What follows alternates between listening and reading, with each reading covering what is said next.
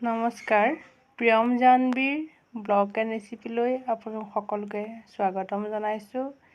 আজি মই আপোনালোকৰ ওচৰলৈ ঘৰতে তৈয়াৰ কৰা এটা নহৰুৰ পেষ্ট লৈ আহিছোঁ। আমি বজাৰৰ পৰা কিনি আনি খোৱা নহৰুৰ পেষ্টটোতকৈ ঘৰতে খুব সহজ পদ্ধতিৰে বনাই বহুদিন ষ্টক কৰি ৰাখিব পৰাকৈ এই পেষ্টটো তৈয়াৰ কৰিলোঁ। আহকচোন মই এই পেষ্টটো কেনেকৈ তৈয়াৰ কৰিলোঁ আপোনালোক সকলোৱে চাব। ইয়াত মই কোনো ধৰণৰ ভিনেগাৰ বা অন্য কিবা ব্যৱহাৰ কৰা নাই। আহকচোন।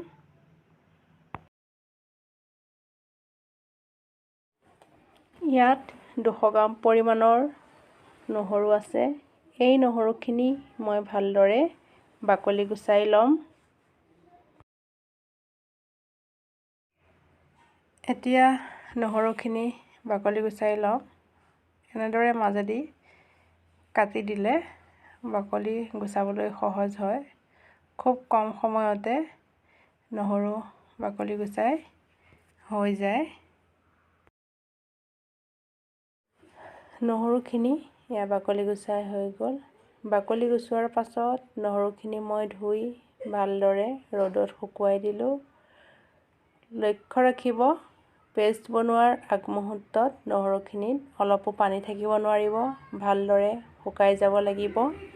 পানী থাকিলে পেষ্টটো বেয়া হৈ যোৱাৰ চান্স থাকে। সেইকাৰণে একেবাৰে ভালকৈ শুকাব লাগিব। এয়া মই মিক্সিৰ বাতিটো লৈছোঁ। মিক্সিৰ বাতিটো মই এখন শুকান কাপোৰেৰে মুচি লৈছোঁ। এতিয়া মই ইয়াত নহৰুখিনি ঢালি দিম।